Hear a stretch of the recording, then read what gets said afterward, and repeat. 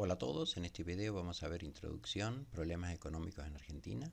En la descripción del video que se encuentra aquí están los videos previos y en esta página están todos los videos. Vamos a comenzar entonces con dos visiones. Hay una visión, hay un grupo de economistas que dicen que si el gobierno aumenta el gasto público, por ejemplo en construcción de puentes, construcción de caminos, subsidios, etcétera, lo que sucede es que se inyecta dinero en el bolsillo de la gente y la gente con más dinero en el bolsillo aumenta el consumo y el aumento del consumo hace crecer la economía.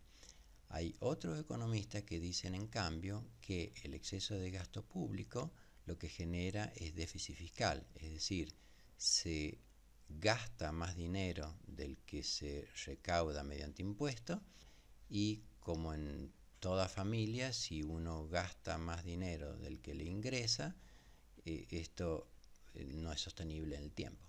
Bien, esto está como muy trillado. Vamos a tratar de ver en un poquito más de detalle estas dos visiones y vamos a comenzar explicando que si hacemos crecer mucho el gasto público y crece mucho el déficit fiscal, entonces hay una necesidad de dinero para cubrir esta diferencia entre el gasto público e impuestos. Esta necesidad de dinero se puede lograr pidiendo deuda, pero ya vamos a ver cuál es el problema de la deuda, que no es solamente que en el futuro hay que pagarlo, sino que en el presente aumentan los intereses de la deuda. Por otro lado, aparece el Banco Central y otra posibilidad es utilizar reservas del Banco Central, pero esto va a terminar haciendo perder la reserva y la falta de reserva es una de las causas principales de la crisis en Argentina. Otra posibilidad es no tocar la reserva, no adquirir deuda, sino imprimir dinero. El Banco Central imprime dinero, este dinero ingresa en el gobierno, en el tesoro, y con esto yo consigo esta diferencia y consigo este dinero. Pero esto lo que hace es generar inflación.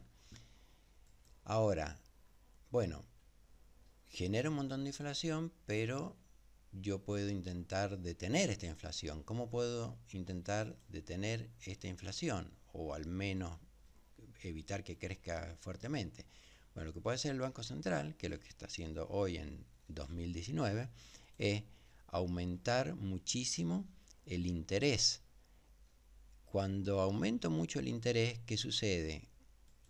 A través de los bancos, los préstamos se vuelven muy caros, es muy difícil adquirir préstamos porque el interés es muy alto y entonces baja el crédito para casas, el crédito para todos los bienes y servicios. Se enfría la economía al aumentar el tipo de interés.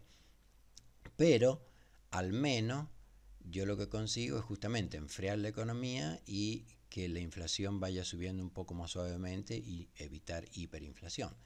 Bueno, un modo de hacerlo es inicialmente con las LEBAC y luego baja el nivel de LEBAC.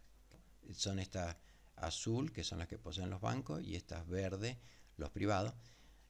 A partir en el 2018 baja el stock de LEBAC y empieza a subir esta azul, el stock de LELIC. Entonces vamos a explicar un poquito esto de las LEBAC y las LELIC muy simplificadamente. ¿Qué es lo que hace ahora, en 2019, estas LELIC? Estas LELIC lo que hacen, el modo de funcionamiento es el siguiente. El Banco Central inyecta LELIC en los bancos y la gente en este momento crea plazo fijo. En marzo del 2019 los plazos fijos superan el billón de pesos, está alrededor de 1.6 billones. Esto lo vamos a ver más en detalle cuando veamos base monetaria, pero para dar una idea, esto es una enorme, gigantesca cantidad de dinero que está en plazo fijo. Entonces, esta gente en el 2019 inyecta dinero en los bancos mediante plazo fijo y lo que hace el banco es inyectar dinero en el Banco Central y el Banco Central le da el ELIC a los bancos comerciales. Bien, ¿qué diferencia hay entre una de las diferencias entre las LEBAC y las LELIC?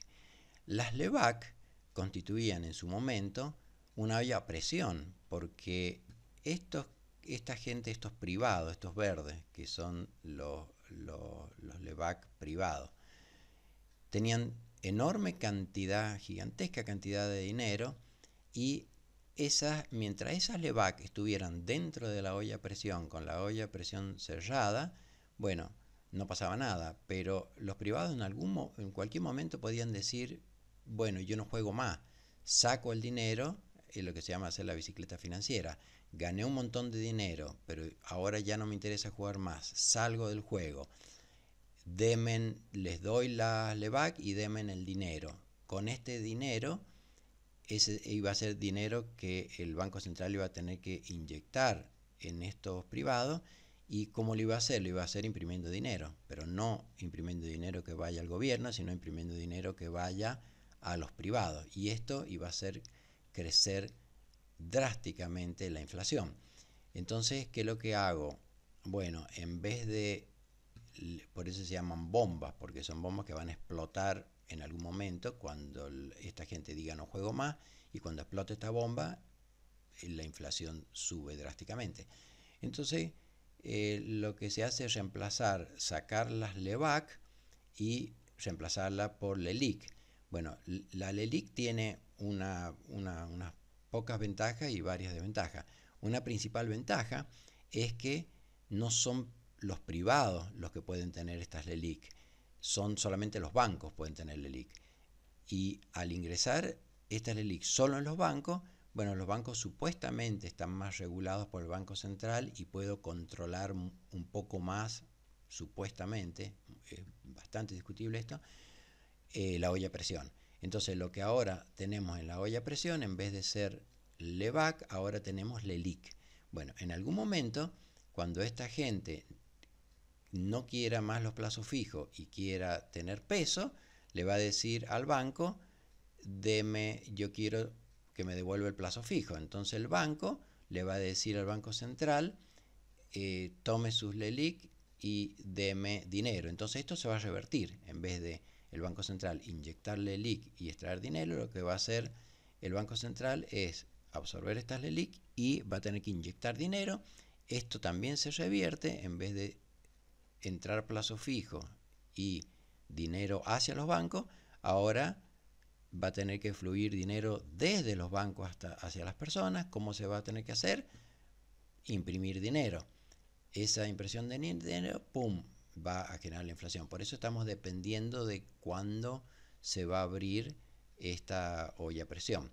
Entonces, en esencia, cuando se habla de la bomba de la LEBAC, son bombas que podían explotar acá, y al pasar de LEBAC a LELIC, bueno, la diferencia es que son bombas que pueden explotar un poco más adelante. Bueno, una idea central detrás de estas LEBAC y detrás de estas LELIC, y es patear un poco hacia adelante de la economía y justificar la adquisición de deuda, porque si la economía crece, después con crecimiento de la economía podemos devolver esta deuda. Bueno, fíjense que acá esta estrategia lo que está implicando al subir este tipo de interés, como dijimos antes, la economía se enfría porque es muy caro pedir crédito. Entonces esto, si lo llevamos a las empresas no pueden invertir en capital, no pueden pedir préstamos para crecer, justamente porque los préstamos son muy altos. Entonces baja la inversión, las empresas se caen por falta de inversión, y se cae también los productores, no pueden pedir préstamo para adquirir nuevos tractores o nuevos bienes de capital, y esto termina haciendo caer el consumo, porque si caen los productores y caen las empresas, terminan cayendo también los empleados y el consumo baja. Por lo tanto, no hay posibilidad de que la economía crezca para, con crecimiento, devolver esta deuda. Ahora, entonces lo que dicen muchos economistas es tenemos que reducir el déficit fiscal. Bueno, esencialmente hay dos maneras de reducir el déficit fiscal. Una manera es aumentar los impuestos. Si yo aumento los impuestos, entonces el dinero que me ingresa puede equilibrarse con el dinero que gasto y se equilibra el déficit fiscal. Es decir, por un lado inyecto dinero en el bolsillo de la gente, pero por otro lado se lo saco. ¿Qué problema tiene el de aumentar impuestos? Bueno, que si aumento impuestos, esencialmente la parte de impuestos que recae en las empresas, esto hace que las empresas no sean rentables y por eso en los años recientes y en este año 2019 muchas empresas se funden y salen del mercado porque los impuestos son demasiado altos. Esto entonces hace caer las empresas y la gente no tiene dinero en el bolsillo, y al no tener dinero en el bolsillo, bueno, baja el consumo. Otra vez, la falta de crecimiento no me va a poder hacer pagar la deuda. Entonces aquí hay un tire y afloje, hay una competencia entre, por un lado, bajo el tipo de interés, con lo cual vamos a ver que cualquiera de las dos soluciones, si no se baja este gasto público, cualquiera de estas dos soluciones son sábanas cortas. Si bajo el tipo de interés, ¿qué gano? Gano con que las empresas pueden adquirir préstamos un poco más baratos y pueden invertir más y pueden crecer más. Eso es bueno.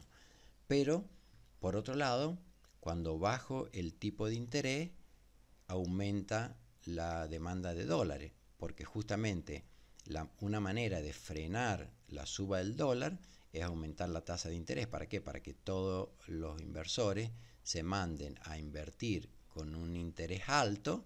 Entonces yo digo, bueno, me conviene más invertir en pesos con un interés muy alto que le gane al dólar, entonces hago la bicicleta financiera.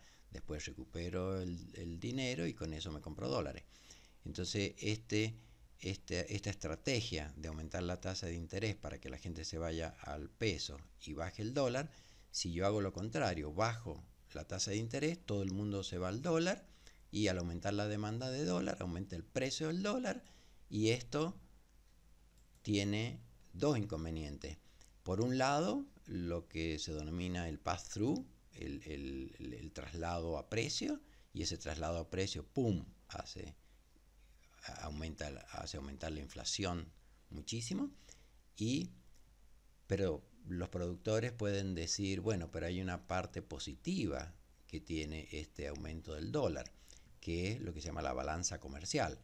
Si miramos con un precio alto del dólar, por ejemplo, si el dólar está a 10 pesos, para hacerlo muy simple, entonces si a mí me pagan $1, el productor vende soja, le pagan $1, lo lleva a dinero, el productor obtiene 10 pesos. Si ahora el dólar en vez de valer 10 vale 20 pesos, entonces por cada dólar que me pagan por el trigo, yo cuando lo llevo a Argentina, en vez de ser 10 pesos son 20 pesos. Entonces le conviene al productor y esto aumenta en principio las exportaciones.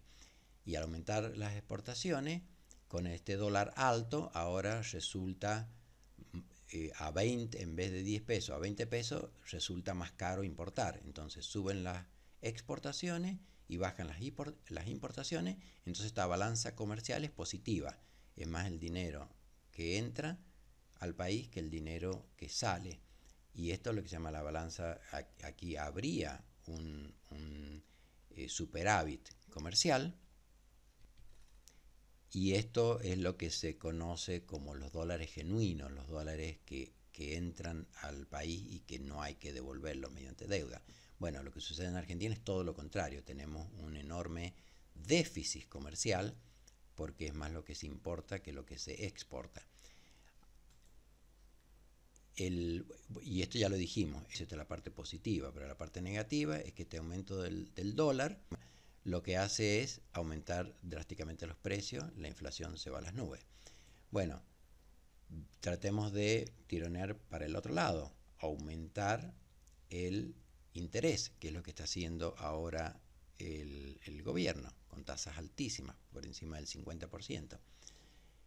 Fíjense que aquí el banco siempre gana porque le cobra, le otorga un interés a los plazos fijos, por ejemplo del 40, pero después el Banco Central le da 50, entonces aquí el banco siempre gana. Otra posibilidad entonces es subir las tasas de interés, que es lo que está haciendo ahora en el 2019 el gobierno. ¿Qué pasa? Esto lo que hace es frenar el dólar, porque al ser tasas altas, ya lo acabé de explicar, es preferible irse a peso, ganar más dinero, porque de esta manera el plazo fijo le gana el crecimiento del dólar. Con eso logro frenar el dólar. Pero ¿cuál es el problema de frenar el dólar? Bueno, por un lado, tengo un problema de balanza comercial, que al tener un dólar más bajo, es lo contrario a esto que explicábamos acá, el dólar queda planchado, por ejemplo, si están 10 pesos y sigue 10 pesos, bueno, el productor recibe menos dinero por su trigo, por su soja. Entonces, esto lo que hace es bajar las exportaciones, y al tener el dólar planchado en un precio artificialmente bajo, lo que sucede es que aumentan las importaciones porque es más barato importar. Entonces, más importaciones, menos exportaciones, lo que tengo es déficit comercial, que es justamente lo que hace muchos años tenemos en Argentina, déficit comercial. Y esto que lo que genera, otra vez genera una necesidad de dinero que tiene que ser llenada con deuda, con impresión o con reserva. El otro problema que tenía esta posibilidad de subir el tipo de interés, ya lo explicamos antes, que al subir el tipo de interés, ¿qué es lo que ocurre? Baja la inversión en las empresas, en los productores, y eso hace caer la economía. Bueno, por si esto fuera poco, hay otro problema, que cuando aumenta el interés en Estados Unidos, cuando se inicia el periodo de Trump, Trump sube el interés y lo lleva al 3%, que en Estados Unidos es alto, y al subir el tipo de interés en Estados Unidos, ¿cómo repercute en los otros países? Por ejemplo, en Argentina. Bueno, la repercusión en Argentina es la siguiente. Hay un precio de equilibrio del dólar que, muy simplificadamente, si yo tengo una cantidad de pesos y lo pongo en un año a plazo fijo, bueno, ahora el plazo fijo no es este, es muchísimo más alto, lo pongo en un plazo fijo, luego de un año voy a obtener el dinero inicial más el dinero, este dinero que está aquí, que representa este interés. Bueno, si yo en cambio, en vez de colocar a plazo fijo estos 1.000 pesos en Argentina, los cambio a dólar, por ejemplo, un dólar 10 pesos, lo llevo a dólar, con estos 1.000 pesos me compro 100 dólares, los llevo a Estados Unidos, pongo en Estados Unidos estos 100 dólares en plazo fijo, obtengo este interés que está aquí, estos 3 dolarcitos, y luego, cuando termine el año, cambio de dólares a pesos, y cuando está en equilibrio me da el mismo número venirme por aquí, por Argentina, o dar la vuelta por allá.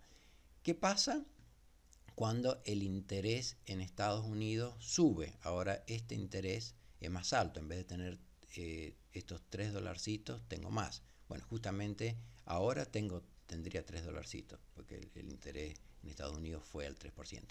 Si este aumenta, entonces me conviene más venirme por acá, porque obtengo más interés, y después cambiarlo. Me conviene más que venirme por este lado. Entonces esto es lo que va a producir la fuga de capitales, va a producir esto ya ocurría desde Inglaterra, ya cuando Inglaterra subía el tipo de interés, había fuga de capitales argentinos y pum, se iban a Inglaterra, caminaban por este lado y volvían de nuevo acá. Ahora ocurre con Estados Unidos.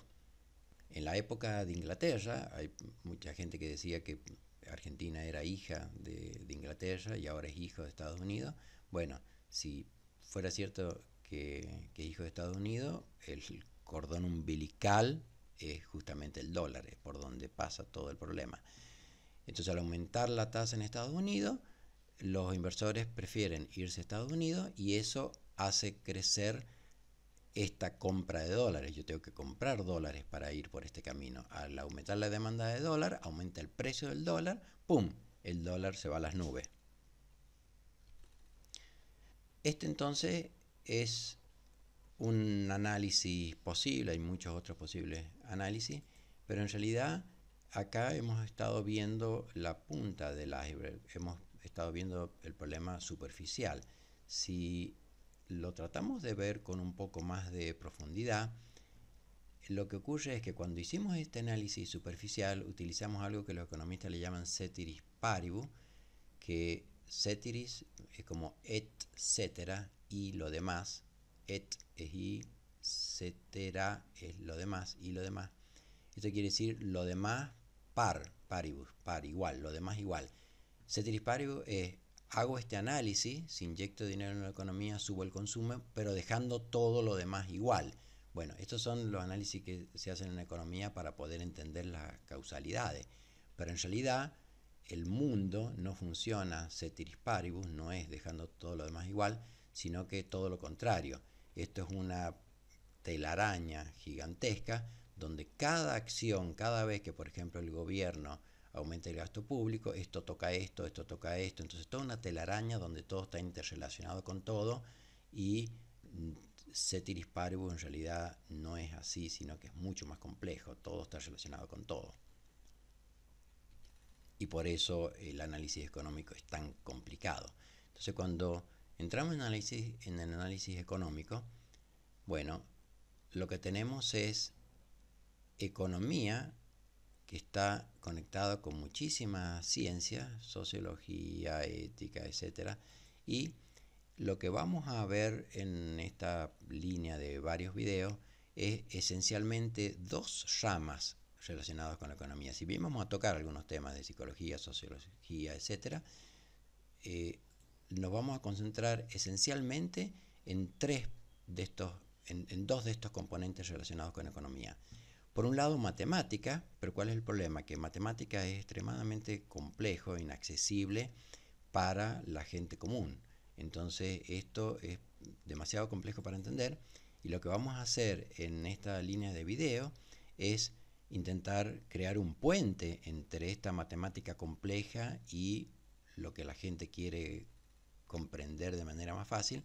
Y para poder hacer este puente, lo que vamos a utilizar es gráficos bastante sencillos, bastante accesibles a la mayoría de las personas para intentar entender estos conceptos. La otra rama que vamos a ver, aparte de matemática, pero simplificada, es la rama de la historia. Y vamos a comenzar con la segunda mitad del siglo XVIII, con la Revolución Industrial, en videos posteriores.